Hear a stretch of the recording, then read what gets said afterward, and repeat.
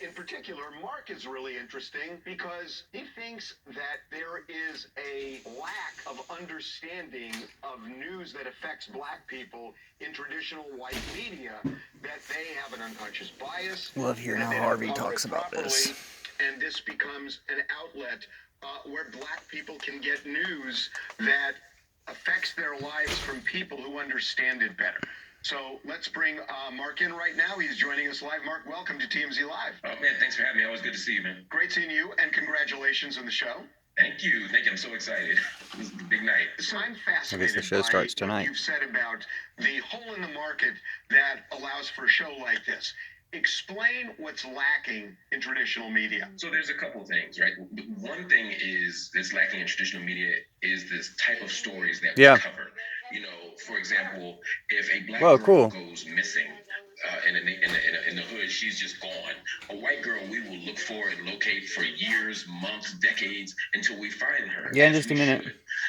There might be an issue that is pertinent in our community, whether it's a political issue or a cultural issue. I mean, for example, the Amazon workers organizing and unionizing in Alabama, or something going on with the vaccine in across the United States in terms of who has access to it. These are things that are specific to us, and sometimes mainstream media doesn't cover it. The other question, though, is how do we cover it?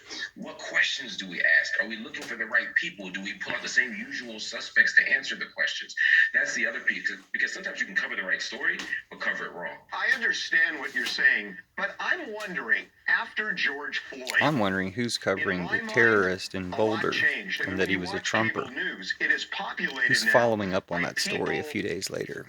Or do they stop once they find out he's a Trumper? Black community, leaders in the black community, and it seems to me, and I don't know how you feel, it seems to me the coverage of George Floyd has been really kind of centered around all of that, and a consciousness change.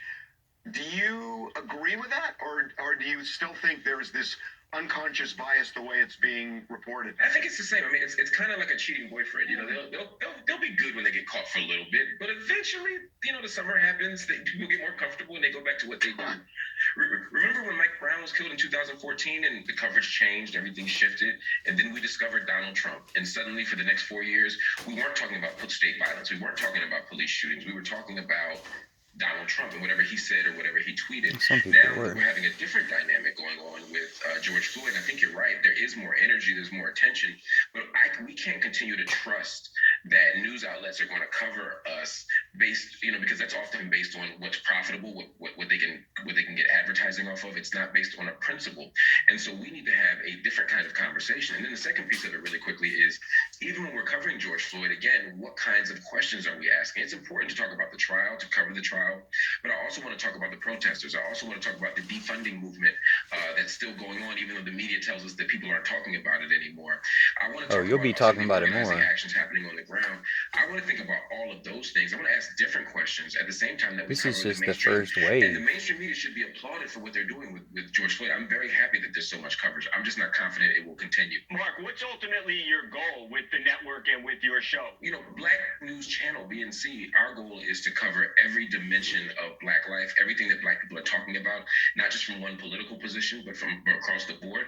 And with my show, I want to expand what counts as news. Too often when we talk about news, we're only talking about politics. I'm going to cover politics, but I also want to talk about that versus last night. I also want to figure out why we had to do 2 R. Kelly songs last night. I want to talk about Tyrese's wild tweets from the verses. You know what I'm saying? I want to put that in the same conversation with international news that's going on in Ethiopia and that's going on in Rwanda. And I didn't know about that.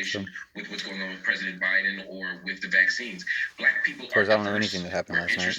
This is the first news I've seen. We're all the things. And I want to put together a show, Black News Tonight, that covers all the things. You ain't getting out of here without talking about the Isley Brothers now that you mentioned it. So, no, I'm dying to know. So okay, so maybe they'll expose what the controversy is? Their song, he produced it. You think they crossed the line, or was it appropriate? It crosses the line, man. I mean, the Isley Brothers have a catalog that is so deep. They could have done 3 verses without doing that song. And the idea that we have to bring in the song of the person who abuses young girls, allegedly, they just said it was their song. Status of it, but R. Kelly's a monster, and there's no reason to do a song with his background vocals, which you could hear on one of the songs, or that is so directly associated with him. And this is where, again, protecting black girls is important. If he were accused, if R. Kelly were accused of doing harm to little boys because of our homophobia, because of our triggers, we would have canceled him a long time ago. If R. Kelly were doing harm to white women, he would have been taken off the streaming networks long before he actually was. There's a way that there's a permissibility to the harm that happens to black girls that we have to stop. And so I say get rid of all the R. Kelly music. We don't have to bring up R. Kelly every time there's a verses, especially with the Ozzy brothers. This isn't somebody whack that has like 10 songs. They don't have a choice. You know what I mean? We can do without him. I love your voice. I just think, by the way, I love the tone of your voice, but I also love what you say. I appreciate it. No, it's just... Isley. Okay, fair way of ending it. I thought you meant you had a nice voice, Mark. That's what I thought you meant. No, it really sounds super interesting. It is Black News Tonight with Mark Lamont Hill on Black News Channel. I was hoping the interview would be more interesting, but there it was. Mark, thank you so much. And again,